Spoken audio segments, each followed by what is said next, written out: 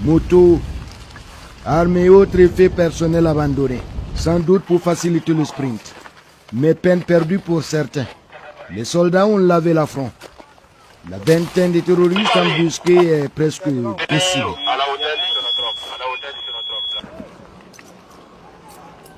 Combattant sans fortune, c'est sandales aux pieds que beaucoup de terroristes ont tenté l'aventure funeste. La rançon du crime, une mort atroce et sans gloire. Soldats de décombre avec des méthodes perfides. Détenus militaires de pays voisins. Voilà. Le ratissage s'achève au sol. Et l'appui aérien sillonne toujours les airs. Quelques blessés côté amis reçoivent ici les premiers soins. Les guerriers ont eu la vie sauve. C'est aussi cela la guerre. Donner des coups et savoir en encaisser avec tous les moyens pour rester en vie et continuer de tirer. Du reste, l'ennemi vient de subir un sacré revers. Est suffisant pour entamer ses fantasmes. Rien n'est moins sûr. Pour l'instant, sous la caméra du drone de surveillance, les rescapés repartent la queue entre les jambes. Le moral sans doute dans les talons. Il est temps de déposer les armes, sinon il n'y aura pas de mouvement retour. Aucune portion ne nous sera empêchée désormais. On va mettre pied sur tous les territoires. Les hommes sont déterminés et les appuis sont toujours disponibles.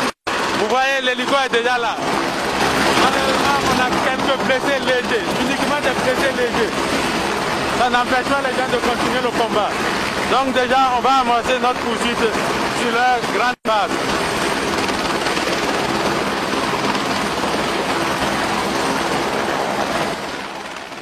Les blessés sont amenés au plus vite à Djibou. Un autre hélicoptère plus grand va assurer l'évacuation sur Ouagadougou.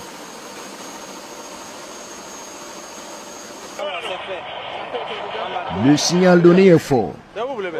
Les hommes ont compris le désir et la prétention de l'ennemi. Chargeur garni.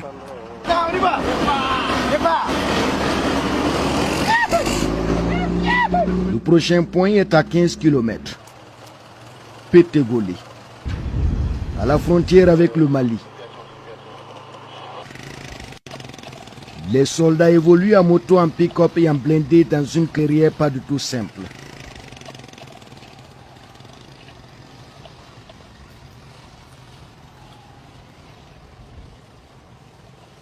Sur le long du chemin, des motos abandonnées par des guetteurs et autres combattants isolés. Alors, les fantassins font attention à chaque buisson et concession. Les commandants des unités veulent minimiser les risques de perdre des hommes sur l'axe et ces villages déserts, habités par des animaux. Ici, c'est sans pitié. Les tireurs isolés sont vite traités avant la poursuite du trajet. Environ 900 mètres, environ 700-900 mètres.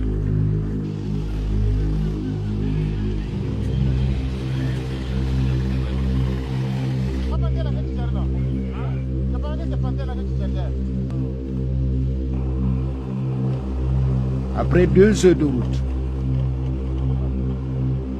nous sommes aux portes de Pétégolé. La veille, des frappes de drone avaient visé des positions terroristes dans le village. Les soldats en tête de convoi ont rempli la mission de marquer le terrain. Le village est vide.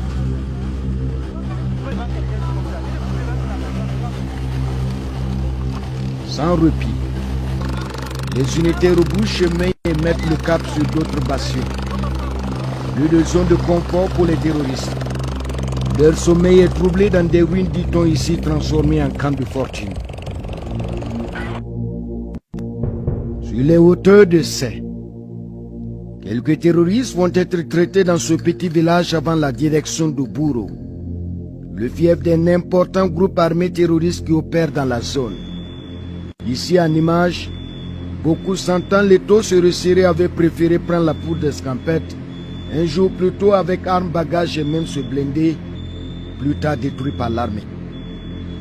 À la périphérie, Une petite faction tente d'assurer l'impossible défense de ce territoire perdu d'avance. C'est une poudrière à ciel ouvert, apprend-on ici, et le commando s'apprête à en découdre avec les terroristes. Des mortiers de 60 mm annoncent qu'une force est dans le village. De cette mission, quelques images de fortune rapportées par les militaires témoignent. Plusieurs terroristes ont été neutralisés.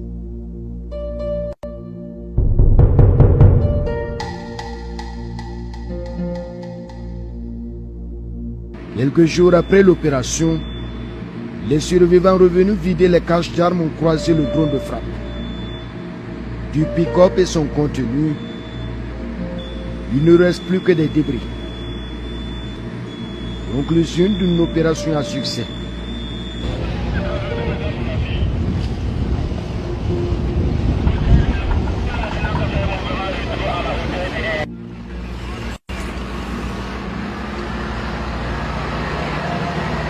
Sur le chemin de retour, les unités opèrent une jonction avec le 16e bataillon du capitaine Faucon et l'unité Guépard qui escorte leur patrouille 551 personnes de Fili-Fili de Gaudier, 15 km de nos pas.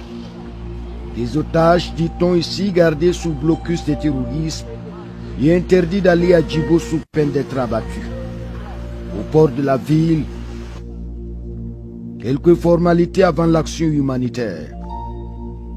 Femmes, hommes, enfants et leurs biens n'attendaient que le seul secours de l'État depuis 2019.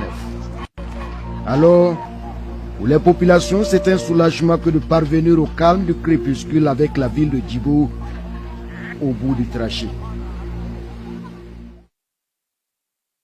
Unité Guépard rassemblée pour la mission. Effectif réalisé.